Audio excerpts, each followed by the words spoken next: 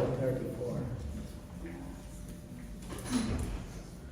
As we were going to the place of prayer, we were met by a slave girl who had a spirit of divination and brought her owner much gain by fortune.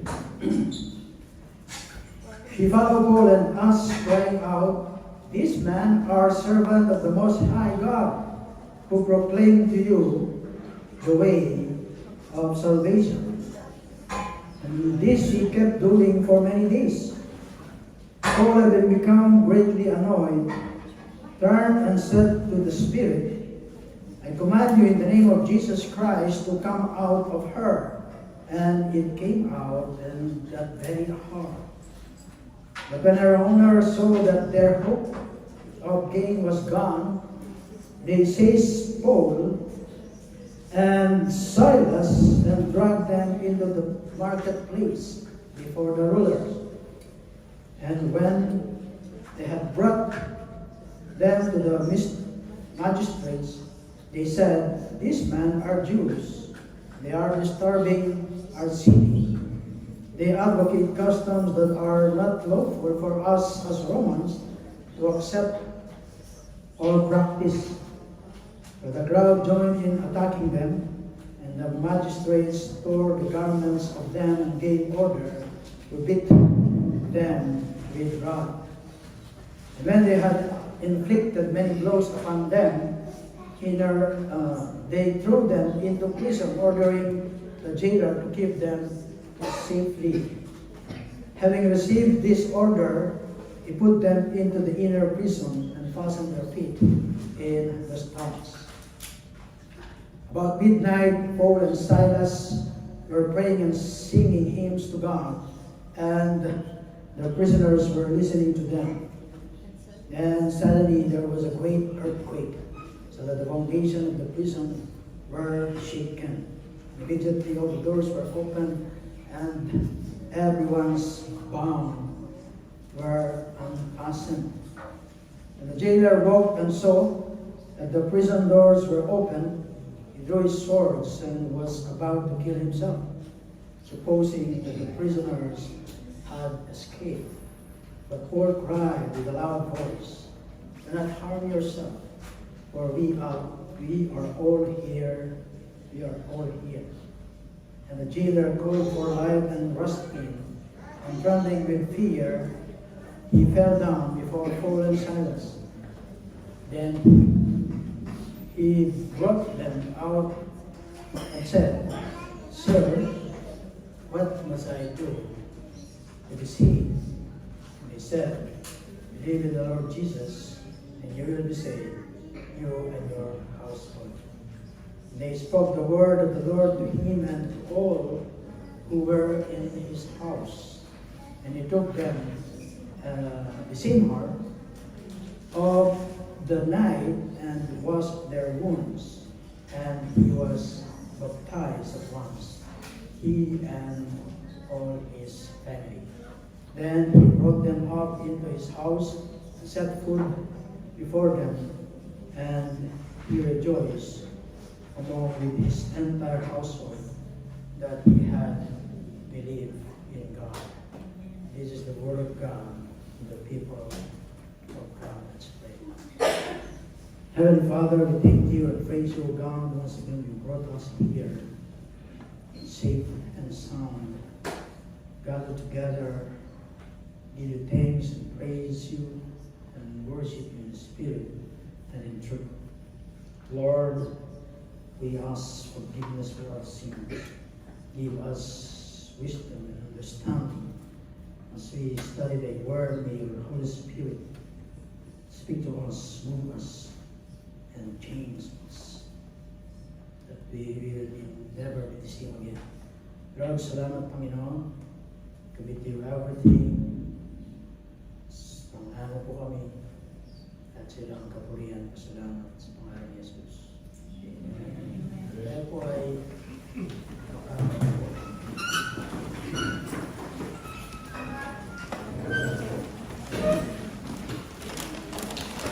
so may lang po yung ating text. sisikapin kung matapos tayo ng 4 o'clock.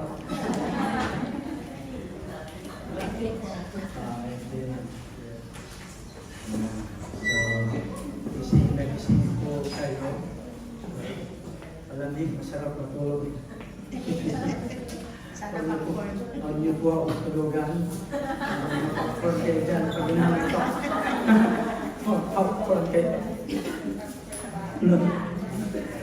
So, Paul and Silas, yung pakinggan naman din, masyado nag-i-echo. Kaya nga.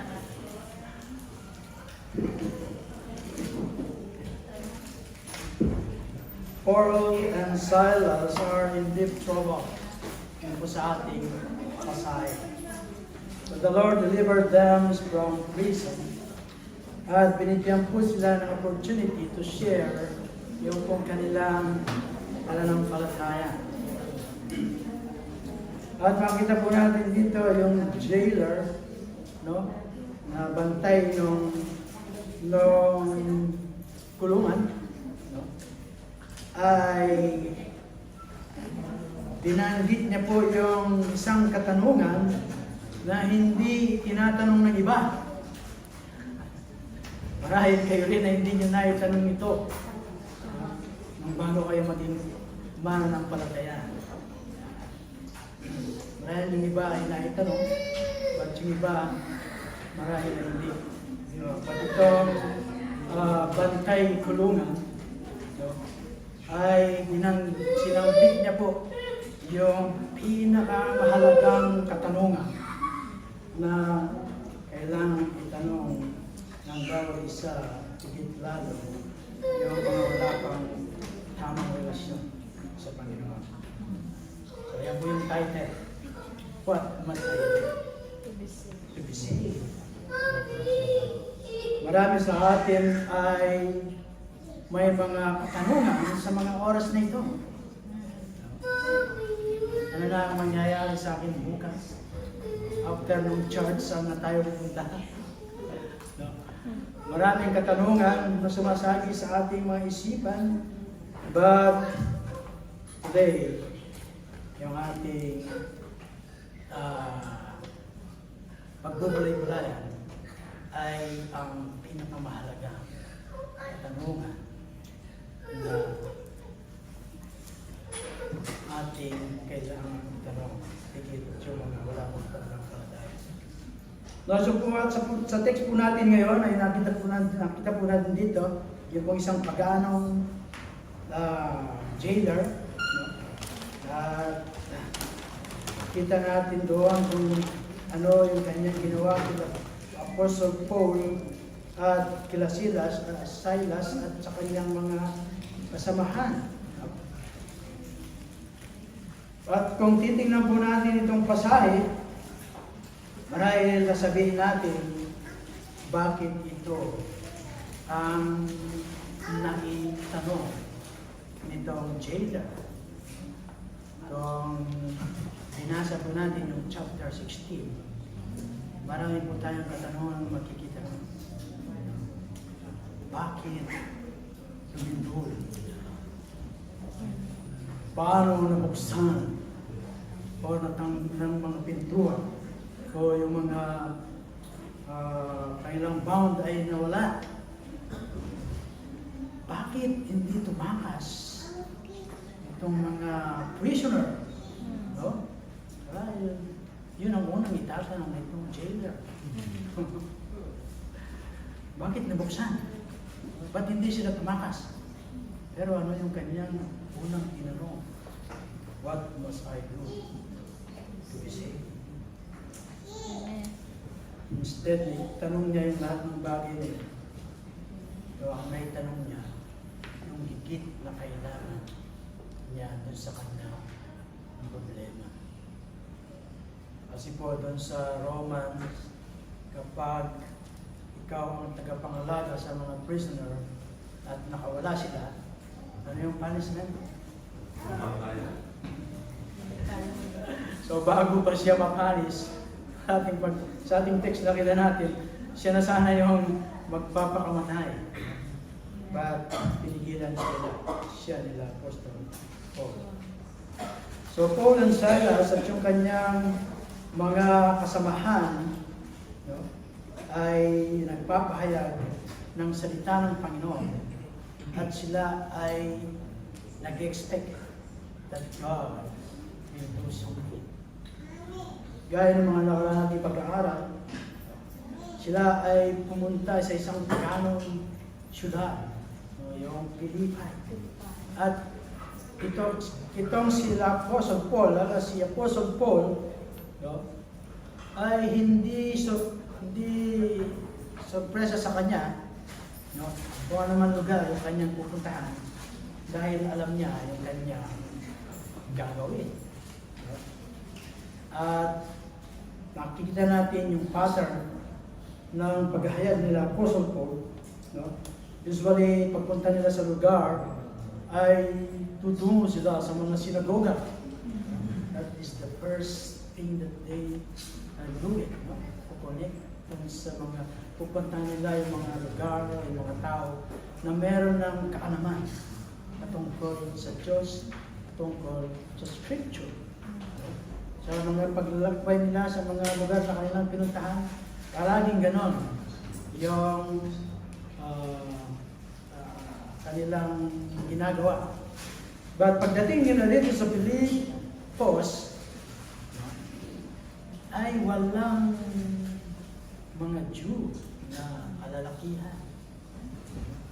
Dahil ang sabi, ang batas, kapag merong 10, pwede na silang magtayo ng sinagoga.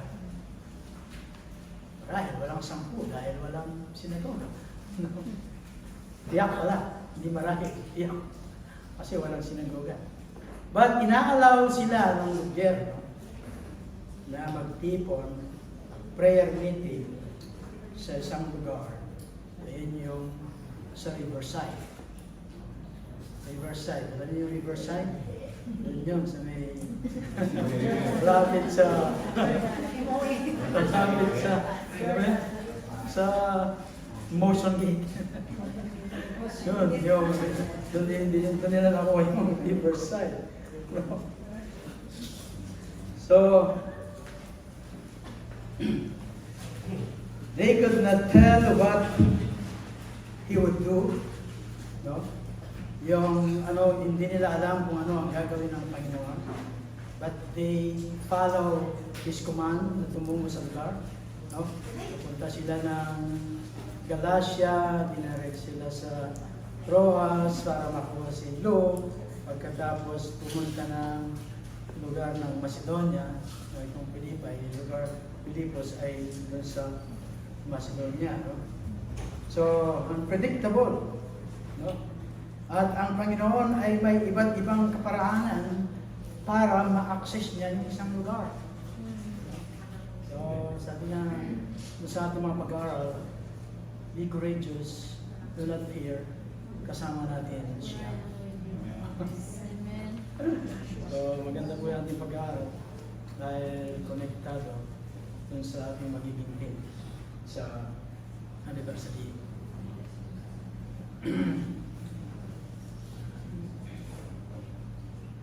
So dito sa Pilipos daw is a tough nut to crack. Mahirap siya kung kagaya sa isang nut, mahirap siya i-crack. No? Ano yung kastanyas na mahirap i-crack. No? Sinasangag sa ganun daw doon sa Pilipos. No? But God ay nag-employ daw siya ng iba't ibang method para makasok yung lugar at para maihayag yung Ebanghelyo kung saang lugar sila dinadala ng Panginoon. At dito, nakita natin mga karaang ating pag-aaral bago pa sila dumating dun sa puok ng pananlanginan dun sa Riverside ay hinihanda na ng Panginoon ng kanilang daratnan doon upang tanggapin at mag-response doon sa gospel na kanilang pinahahayag.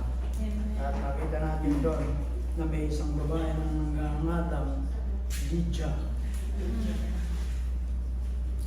who was already a worshiper God.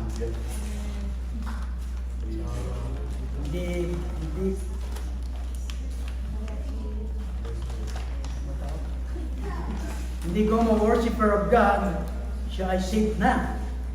Maraming worshiper of God, even sa kapanahonan natin, na nangangailangan ng kaligtasan.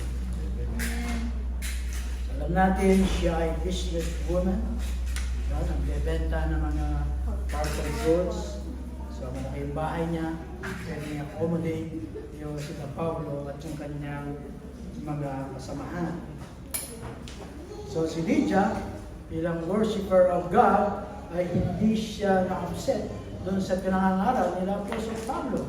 Bagkus, tinignan niya ito na challenge doon sa kanyang faith, doon sa kanyang na-recognize niya na ito yung fulfillment of her Jewish hope.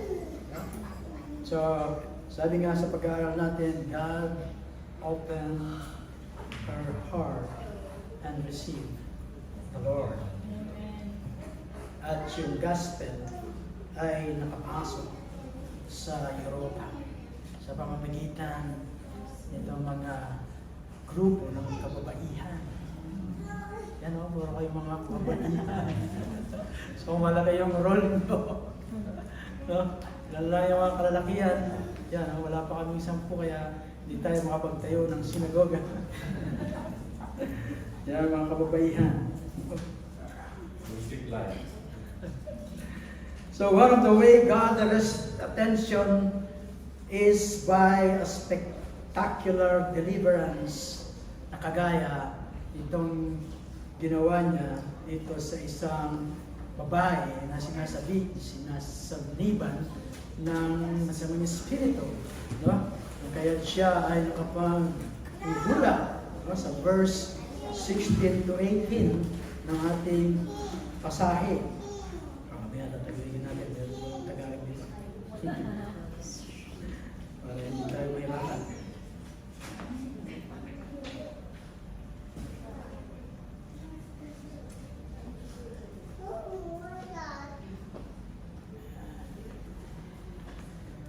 At pagkaminsan naman, yung paramaran ng Panginoon ay in the realm of physical. Yung pagpapagaling niya doon sa isang lumpo, doon sa beautiful gate of Jerusalem. Alala niyo yun? Yung pinagaling ni Apostle James. James ba? Oo naman, Apostle Peter. Si Apostle Peter yung nagpagaling doon sa Acts 3:1 to 10. At doon sa Lystra ay meron ding pinagaling na isang lumpo mula pa sa kanyang kapanganakan,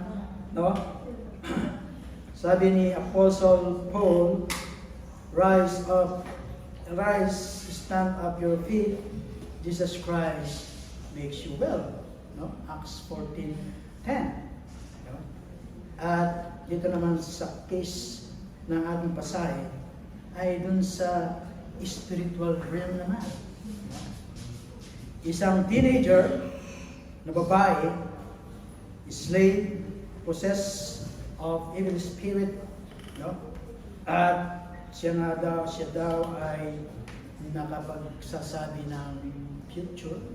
So pinagkakapitaan siya nung kanyang amo, So ang sabi ng babae na sumusunod kila Paul, this man, our servant of the Most High God, who proclaimed to you the way of salvation. Ang mga taong ito'y lingkod ng kataas-taasang Diyos. Ipinahayag nila sa inyo kung paano kayo maliligtas. At marami na tayong pasahe na napag-aralan na mas kilala pa ng demons yung ating Panginoon Kristo. Nung siya ay nasa sinagoga, meron ding isang naroon, nasbigaw. siya ay anak ng kataas-taasang Diyos. Pero pati sila pala nagsisimba, di ba? Kasi nasa sinagoga, no? Tapos yung sinabihan ng legion o mga espiritu, no? Malayo pa lang siya, papalapit pa lang, kilala na yung aking Panginoon sa Kristo. Even itong babae na to, no, ay kilala niya ang ating Panginoon. Sabi niya, ang mga taong ito ay lingkod ng kataas-taasang Diyos. Ipinahayag nila sa inyo kung paano kayo maliligtas. Actually daw, ito yung very dangerous satanic attack sa gospel. Bakit? Isipan niyo yan, bakit? Alam ng devil, no, yung kapangyarihan, ang salita ng Panginoon. Alam niya na itong lugar ng Pilipos, kapag napasok ng salita ng Panginoon, yung mga strongholds doon ay mawawasak at lalagana yung pagpapahayag ng salita ng Panginoon. Kaya ganito yung isang kanyang kaparaanan, to make alliance. To make alliance sa pagkayag ng salita ng Panginoon. No? So the devil has only two basic approaches. Either apparent alliance or outright attack. Atake o pagsang-ayon o pagsali. Kaya ganyan yung mga nangyayari sa kapanahon natin sa mga kulto. No? Diba ginagamit yung salita ng Panginoon at the end, nadirin yung tao, naligaw yung tao dahil sa kanilang pamamaraan. Yan yung pamamaraan ni Satan na hindi lamang sa panahon ngayon, pagkus nung pa sa unang mga mananampalataya.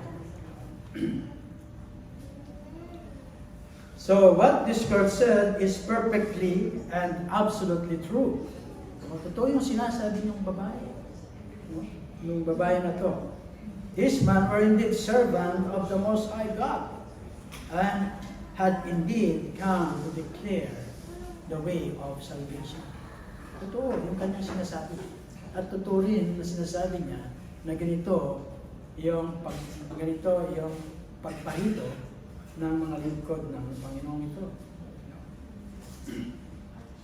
So, why didn't they welcome this? Bakit hindi nila welcome ito? No? Alam nung babae na nakasabi sa kanya na sila yun. Alam nila na ipapalaganap yung Ebanghelyo. So, ba't hindi nila welcome? Shame sa ating Panginoon sa Kristo. Never allow a person possessed of an evil spirit to give testimony of Him. Hindi niya sila inaalaw ng Panginoon. Kaya pag sinuway niya sila, sabi niya, manahimik sila. No? Get peace.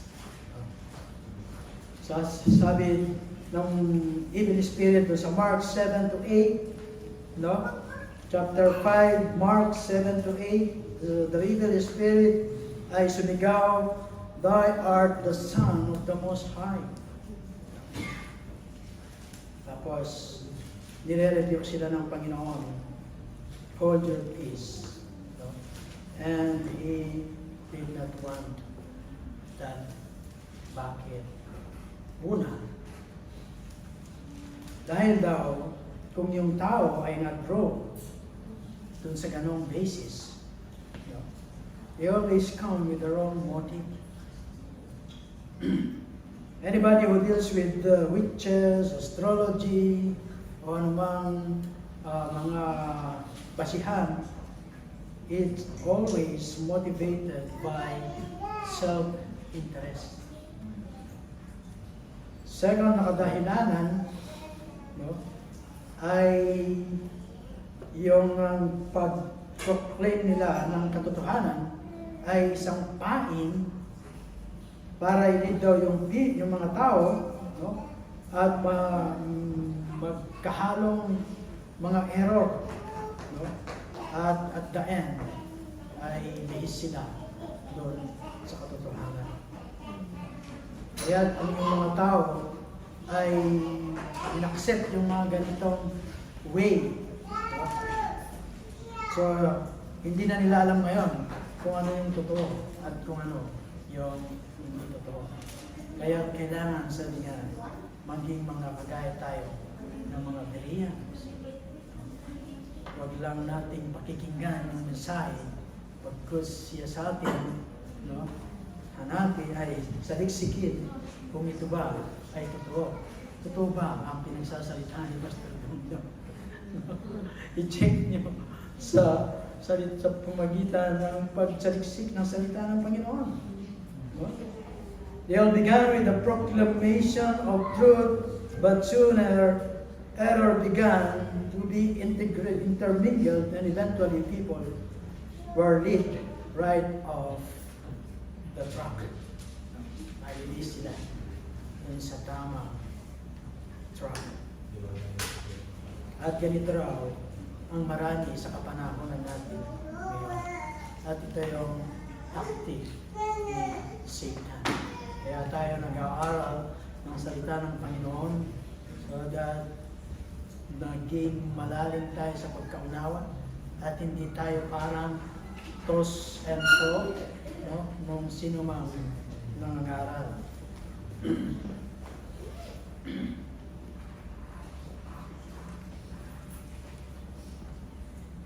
Then makikita natin na nagkaroon ng violent opposition. Pagkatapos nun, sinuway siya ni Apostle dahil na-irita itong si Apostle Paul, deep trouble sabi, ay hinarap niya at sinabihan niya yung bad spirit na lumabas dun sa babae at lumabas.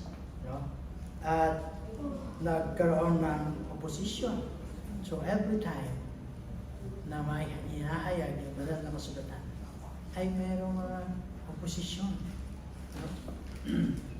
So God permitted yung mga ganitong mga sitwasyon upang makapagpahayag ng salita ng Panginoon at makapagplan ng mga church dun sa syudad. No?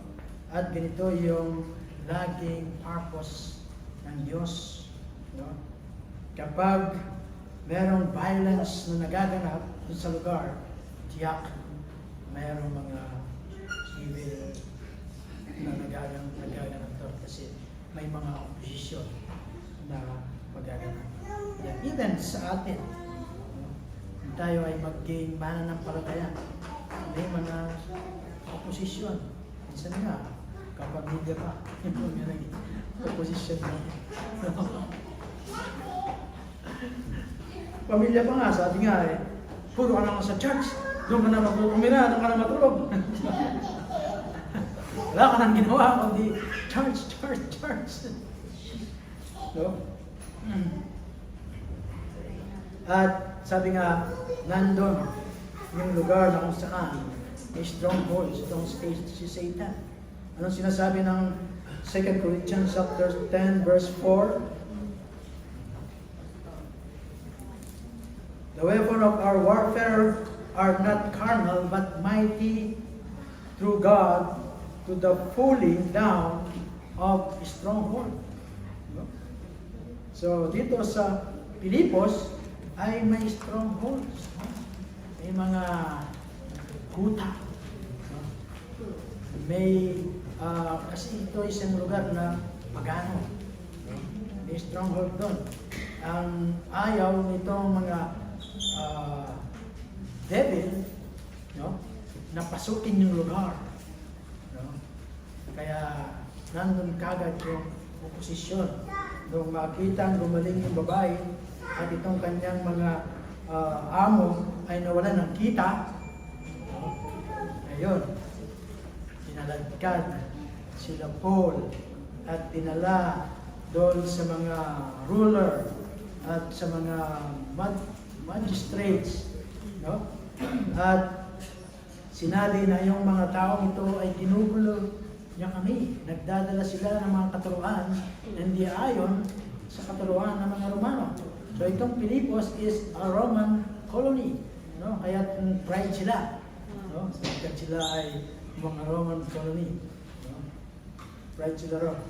So, nung sila ay dinala doon sa mga magistrate, no?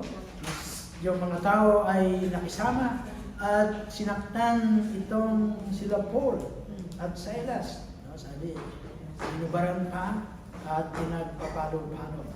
No? At pagkatapos sinabihan yung jailer na ipasok doon sa kulungan, hindi lang sa kulungan, doon sa kaloob-looban ng kulungan. No? So, the jailer throw Paul and Silas into the prison. No? Sa ibang salin, dungeon. No? Madilim. No? At wala siyang pakialam kung masaktan man siya o anong mangyari, basta tinapon. Ganun yung ibig sabihin ng pro. No? Wala kang pakialam, basta tinapon ka. Hindi lang tinapon, but sabi, yung kanilang paa ay nalipat doon sa mga malaking kahoy. So, hindi sila makakaalis, hindi sila makakalakad. No? Ganun yung kanilang naranasan nung makita nila yung ginawa doon sa babae na kung saan ay pinagkakakitaan. No? Itong mga amo nila. So pagkatapos, dun sa kulungan, ay makita natin yung prison experience nitong sila Paul and Silas. Sila ay nasa kulungan, pero sila ay malaya. Na-experience na ba yun? Nasa kulungan ka, pero malaya ka. Ang hirap yata, isipin. Diba? Huwag nyo nang isipin. Nahihirapan ka. So the door was locked, no, by a wooden bar. No, it was locked and fastened. No. Tapos nagkaroon ng earthquake dahil sila, si Paul at sila Silas doon, nabasa natin, ay nagpupuri, no, nag-aawitan. No. Tingnan natin itong karakter ni Paul. Bakit even dun sa kulungan, siya ay malaya. Paul could sing hymns when he was fastened in the stock doon sa kaloob-looban ng prison at gating gabi, madilim. No? Isang bagay daw na hindi natin kayang alisin sa isang mananampalataya ay ang Diyos at yung presensya ng Panginoong Jesucristo. Alisin na nilang lahat, pero yun ay hindi maaalis sa isang mananampalataya. Kapag nawala yung Kristo sa iyo, hindi ka na Christian. Christian ka na lang. Kaya, wala na. Hindi ka na Christian. Pag tinanggal mo yung Christ, no? Doon sa Christian, big tummy na lang yan. With God, there is freedom even in a prison, and even at midnight, there is light. Kahit ating gabi, kahit madilim, may ilaw kapag ang Diyos ay nasa sa iyo. Second, he was quite willing to open the door of salvation. Pero mo, desidido siya o nais niya na buksan ang pintuan ng kaligtasan doon sa tao na nagsara ng pintuan ng kulungan para sa kanya. Sinaran siya ng pintuan ng kulungan, pero nais niyang buksan yung pintuan ng kaligtasan. Amen. Dito sa jailer. He could preach to the very man who had fastened him in the stock. Kaya niya ba yun? Ginawang kanan niya ng ganito, tapos gagawang mo pa siya ng gano'n. Yan, matino lang, hindi sila nakakatulog. Pangatlo, ito yung karakter ni Paul. He could stand on his dignity. No?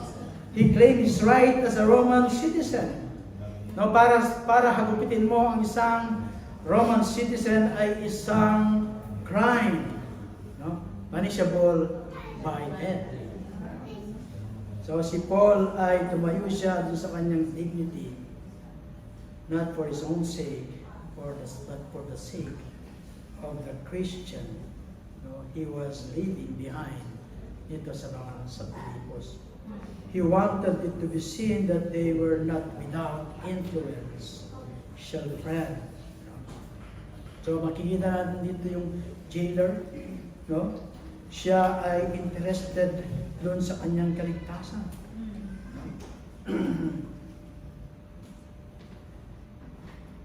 Yung kanyang conversion dito sa senaryo na to ay kapansin-pansin. At siya ay genuine na naligtas because nagmanifest yung pagbabago. No? So, marahil daw sa atin ngayon dito sa kwarto ito, hindi man tayo dumanas na nandun sa prison o dun sa jail. Spiritually speaking, may mga dinanas tayo sa ating mga buhay na para tayong nakakulong sa isang kulungan. Kapag ikaw ay nakakulong sa isang kulungan, limited yung movement dahil maliit yung space. Kapag dumaranas ka ng mga prison experience, wala kang magawa kundi magmumuk sa kwarto. Diba? Ganon. Hindi man tayo dumanas ng kagaya ng Kilapol, marahil yung bawat isa rito ay may dinaranas ng ganang mga experience. No. Mga experience, prison experience sa ating mga buhay. No. Yan ang meron marahil sa mga ilan sa amin dito kung hindi man lahat. At napakaganda nung encouragement na kita natin dito kay Paul at dun sa kanyang kasamahan at tungkol sa kanilang prison experience.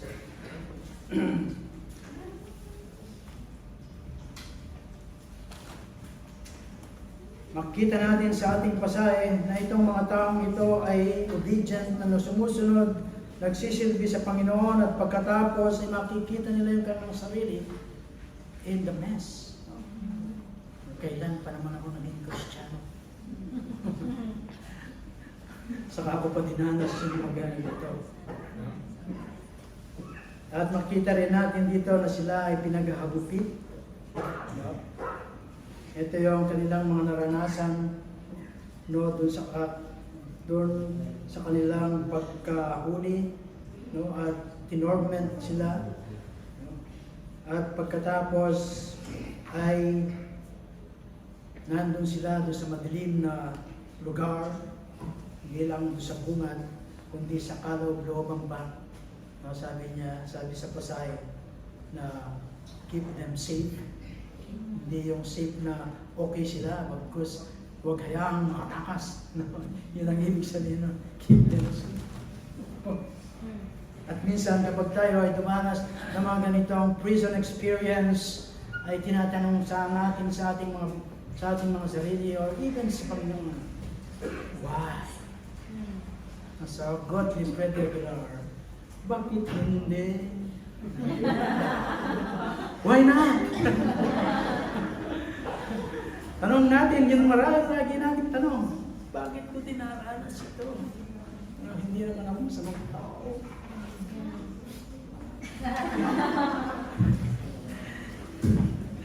So, as we pass through this life, we can expect our share of difficulty and trouble.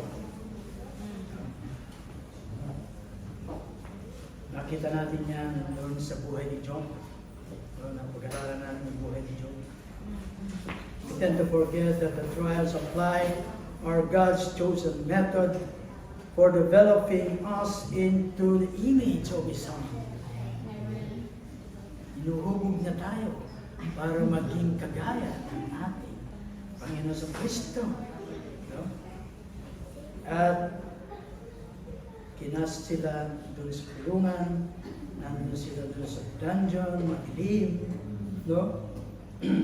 At pagkatapos, siguro mabaho pa yung mga iba. No? Sabihin na natin yung gusto natin sabihin, but makita natin sa ating pasahe na sila ay nagpupuri, no? At nananalangin sa Panginoon. If you are His, kung sa Kanya tayo. Kanino? Yan, tumato sa kabilang side tayo. No? Check, sabi ni Paul. Then He is working out His perfect plan sa ating mga buhay. We are in that prison because the Lord loves us and has something special planned for us. Dinadaram ka sa apoy. Remember Joseph the dreamer? Hindi natin naranasan yun. Gusto niyo bang maranasan? Wala tayo.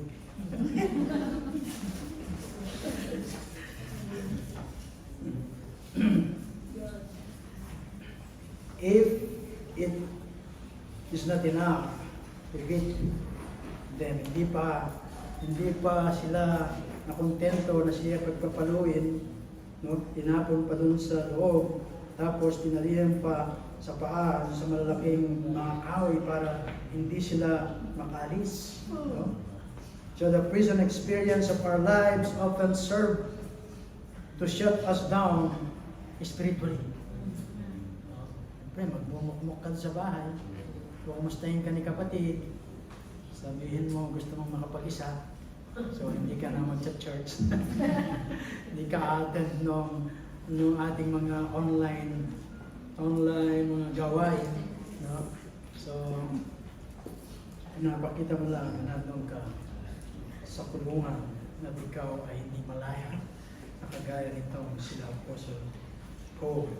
God's purpose is to use us more greatly for His glory.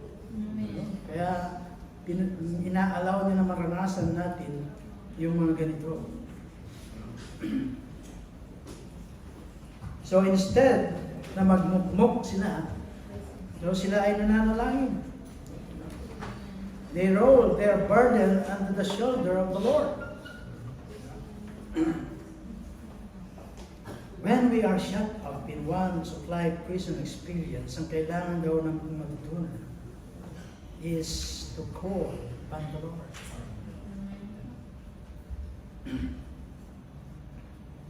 If we would learn to resort to prayer, we would never retreat to worry. Yes, may pain, but sabi nga na isang athlete, without pain, no gain. Practical. They did not allow their circumstances to defeat them. They went to God in prayer. That is what we need to do kapag daw nalak tayo sa ating mga buhay, nagaya ng isang mga karanasan ng isang nakulong.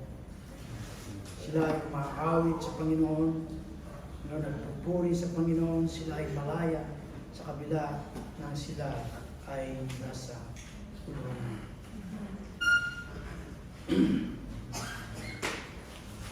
Anyone can praise God when all is well in his life. Kapag daw mabuti ang lahat, sagana, ay madaling magpuri sa Panginoon.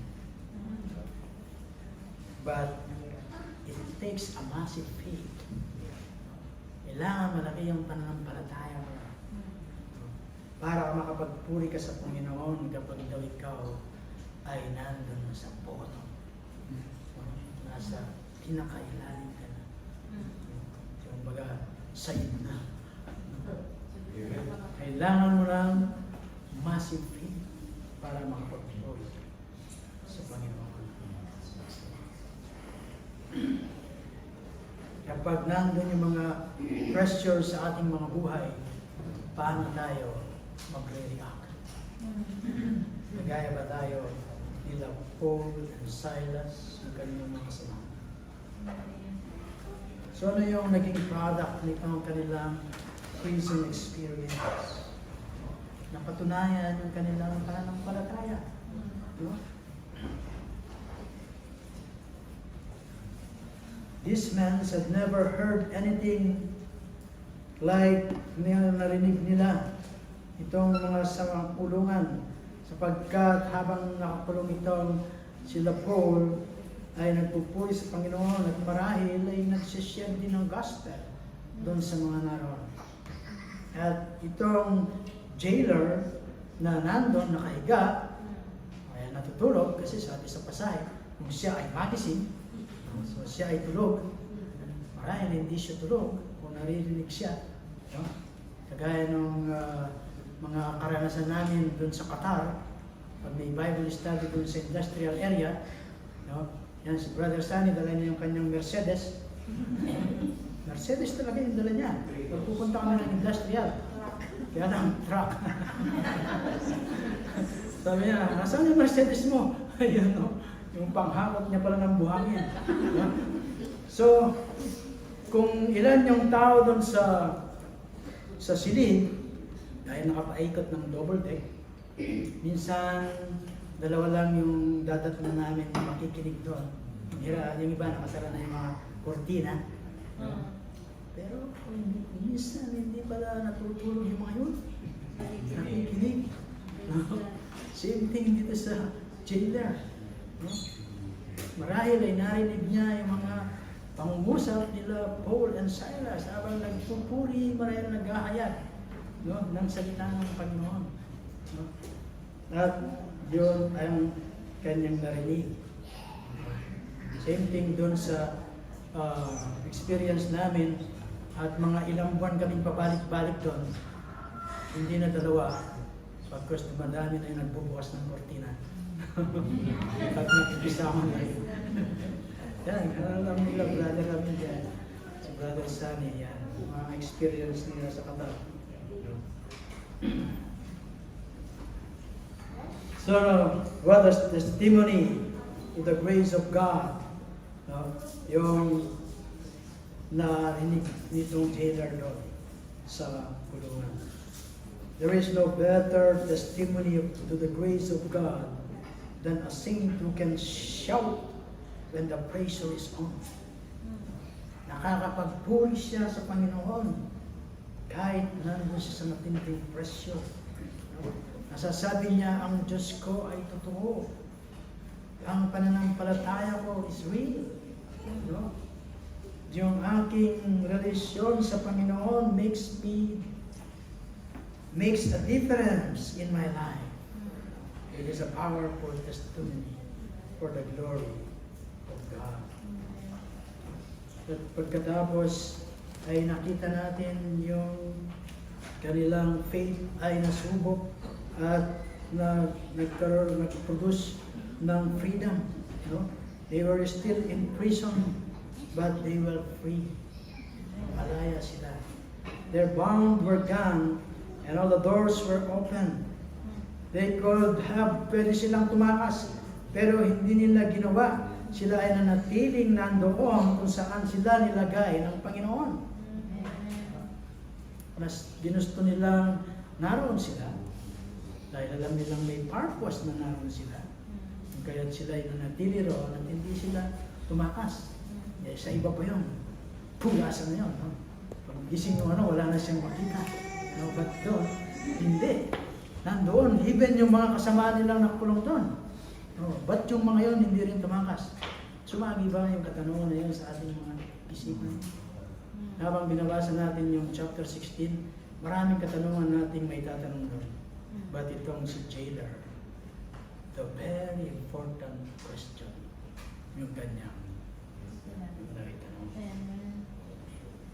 A joyful heart in the midst of difficulty has the power to loose you bound and makes you free, even when you are still in the middle of that prison experience. Napakagandang experience ito sila Apostle Paul. Gusto na ba natin mangyari sa atin yun? Then, makita natin sa mga sumusunod na talata, no? Yung isang katanungan na napakalaga na nasambit nitong jailer. But hindi lamang katanungan yung kanya, yung makikita natin dito. Nandun din yung kasagutan. No? Hindi lang question. It also provides the answer. No? So ano yung rason bakit niya na itanong? Yun. Bakit na itanong itong jailer yung katanungan yun? What must I do to be saved? Marahil ay takot. No? Dahil kung nawala yung mga prisoner, alam na niya yung kanyang kalalagyan. So, yun yung punishment. Mas nagaya ng sinabi ko sa Roman law, kapag yung mga binabantayan mo ay nakatakas, so ang mananagot ay ikaw ang papatayin. But ano yung nangyari sa kanya? Kung siya ay magising, nandoon yung mga nakakulong.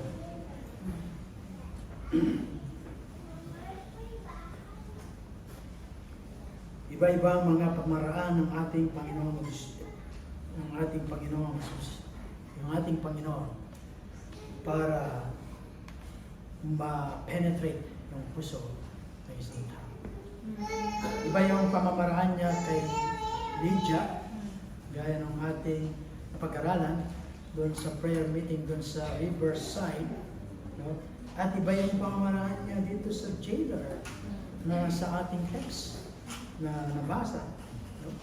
Some people come to Jesus to escape hell and the wrath of God.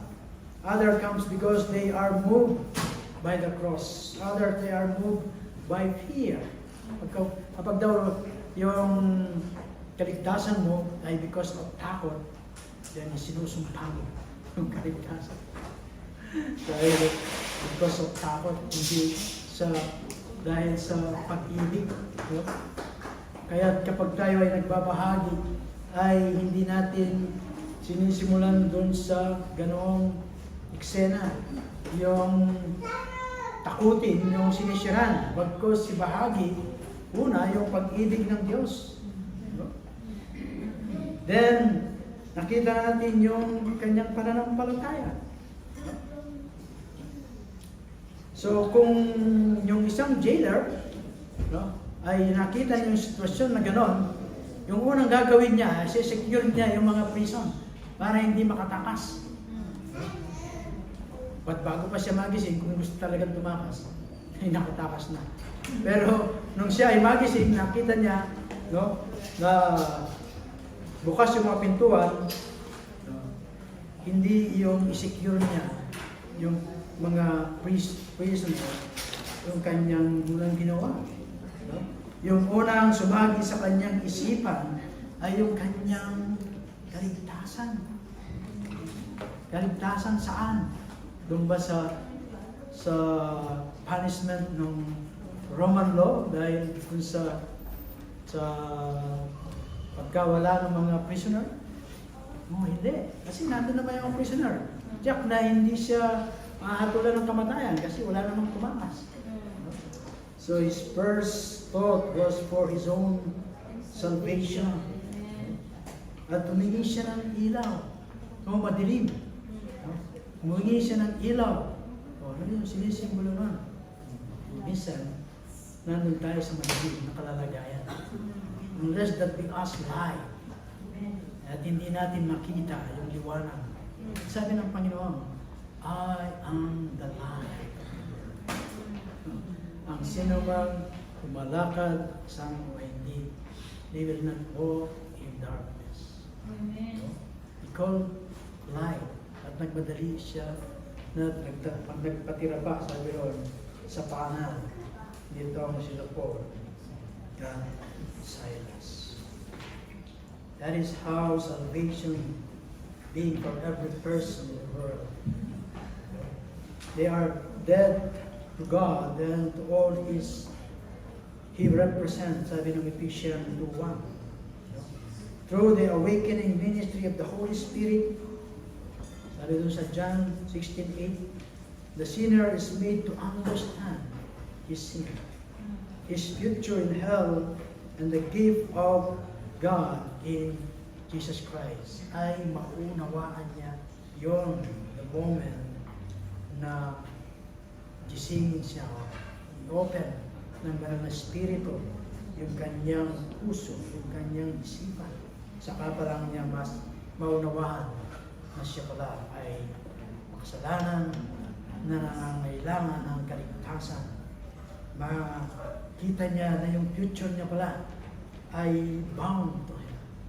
Nakita niya na yung gift of salvation ng Diyos ay nagmumula sa ating Panginoon sa Kristo. Yun yung nakita nitong si Jailer. Marami sa atin yun ang nakita natin. Kaya tayo ay lumapit, nag-repent, nag-accept ng ating Panginoong Kristo bilang Panginoon at tagapagligtas.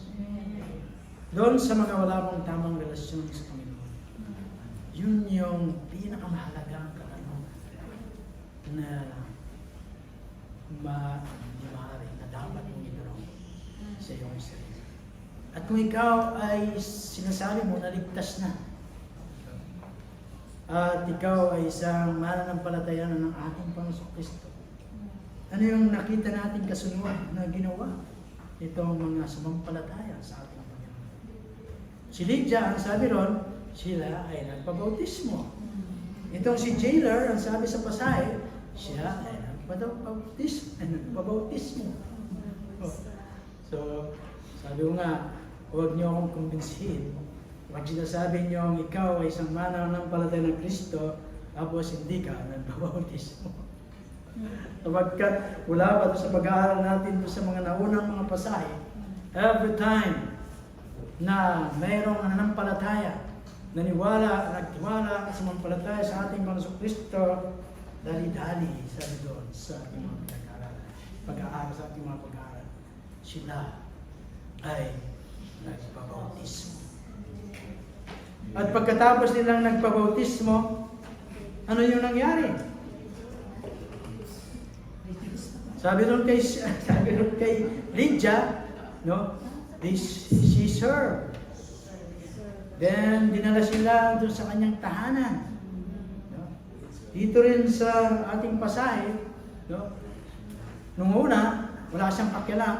Sila Paul at Silas, itinapon doon sa kulungan, na naman yung mangyari sa'yo, bumagsak ka ng maling bagsak, masugatan ka dyan, walang pakialam. But after, no, na siya ay convert, anong ginawa niya? Sabi, hinugasan yung kanilang nasugat. At pagkatapos, dinala sila dun sa kanilang tahanan. No? At naghain, naghanda.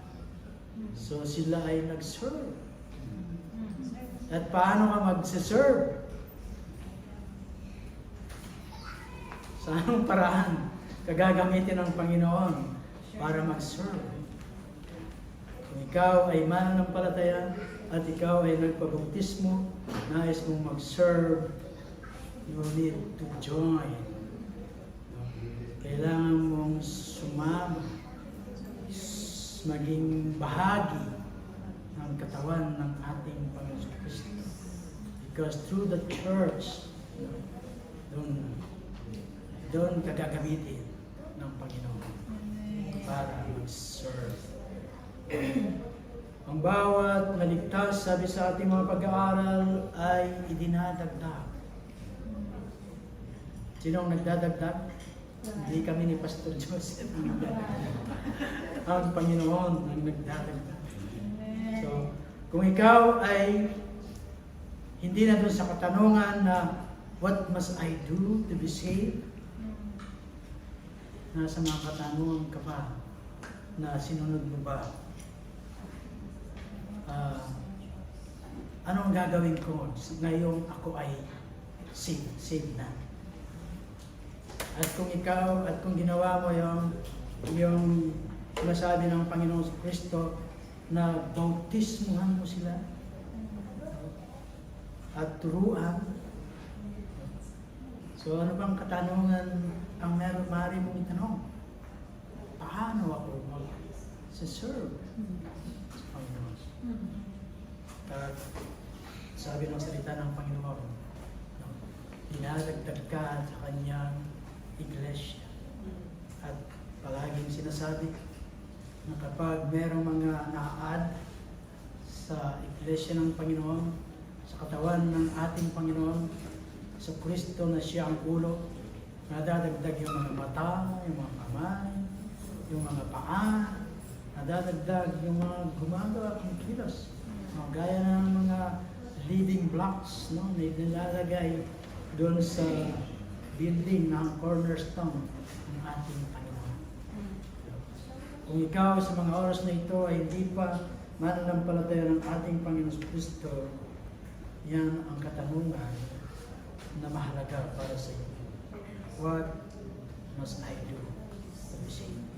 At kung ikaw ay ligtas na, mananampalataya ka na ng ating Panginoon Kristo, ano yung kanyang inuutos na dapat kong gawin? At kung ikaw ay sinusunod mo na magpabautismo gaya ng inuutos ng ating Panginoon, anong katanungan ulit? Itinatanong mo sa iyong sarili, paano ako makapag-serve sa Panginoon? Yung ating mga pag-aaral sa mga nakaraan, a call to serve. Sila po, tinawagan sila, they obey. Saan man sila dinirect, they obey. Pagkat alam nila na may plano ang Diyos at di sila nag-iisa, no? Hindi sila iwan ng kawabayaan. Tapos nakita natin yung conversion ni Lydia, no? Na kasama siya nila Paul at ginamit yung kanilang tahanan. Ito, wala ka ng tahanan na mga gagamit, but ang pinakamalaga ay yung sarili mo, yung i-offer mo sa Panginoon. Saan tayo? Sa mga katanungan yun. Yan yung hamon sa bawat isa sa akin. Tayo ba ay susunod? Tayo ba ay magre-response? No? Kagaya nitong jailer, nag-response siya doon sa katanungan na itinanong niya. No? At may kasagutan, nag-response siya. No? How about us na mananampalataya? Nagre-response ba tayo doon sa mga katanungan na maaari natin itanong bilang isang mananampalataya ng ating Panginoon Kristo? Tayo po ay tumayo at manalangin.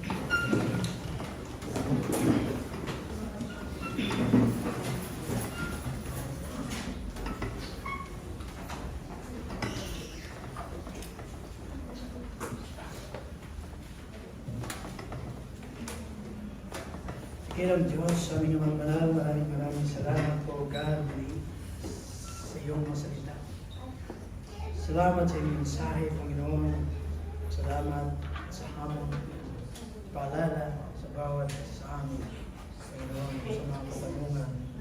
Mahalagang katanungan na dapat namin itanong sa aming mga sarili. Paano kami mag-respond sa mga katanungan ito? Lord, salamat po, God, pagkat ikaw, Panginoon, ang kasama namin ng mga kasagutan. Meron kami sa mga katanungan na aming narinig sa hapon. Lord, we thank you and praise you, God, for giving us yung privilege, opportunity to use by you. Gaya ng mga apostol, Panginoon, sila Paulo, sila Silas at yung kanyang mga kasama. In obedience to the call that you have called us. Lord, maraming salamat po, Panginoon, sapagkat kasama ka namin, Panginoon, sa mga kami dalhin. Kailangan lang namin, Panginoon, is to trust and obey, Panginoon, just work, mga job, mga trabaho, pinagkatiwala mo po sa amin. Lord, maraming salamat po, God, sa mga salita mo na aming pag-aaralan, sa mga magandang bagay na aming nakita. Lord, tunay, Panginoon, kapag kasama ka namin, Panginoon, bagamat ay nato kami sa mga panahon na lumaranas, kagaya ng nasa kulungan, Panginoon, Bastil, kagaya nila Paul and Silas, ay malaya po kami, Panginoon. Malaya na kapagpupuri, nataas ang iyong banal na pangalan. Panginoon. Lord, tunay o God, sa kabila ng kabilingan, ay mayroong liwanag na nagmula sa iyo, Panginoon. Mayroong pag-asa na sa iyo namin masusundan, Panginoon. Mayroong kalagalakan, Panginoon. Hindi kaya ng sanglibutan. O kaya sa mga oras na nandoon sa kalalagayan na ganoon sila Apostle Paul and Silas, even yung kanyang mga kasama, ay nakuha nilang magpuri, nakuha nilang umawit at manalangin at magbahagi ng iyong salita sa anong lugar na sila ay dinala mo, sila ay ginamit o God. Lord, even sa bawat isa sa amin. Buhay kami, Panginoon, doon sa nais mo. Saan mo man kami inilagay sa mga oras nito, sa mga panahon nito. Na mga sitwasyon meron kami, Panginoon. Iluwalhati ang pangalan sa ayon. Lord, maraming salamat po. Your Holy Spirit, O God, patuloy na manguna, mag-remind, patuloy nagbigay sa amin kalakasan, kalapin ang iyong pinagagawa sa bawat isa sa amin. Purihin ka, O Diyos, maluwalhati ang iyong banal na pangalan sa lahat ng aming gagawin. Your name glorified, all along only. Salamat, Panginoon, ang aming panalangin sa pangalan ni Jesus. Amen. Now to him who is able to keep you from stumbling and to present you blameless before the presence of his glory with great joy. To the only God, our Savior, through Jesus Christ our Lord, be glory, majesty, dominion and authority before all time, and now and forever. Amen.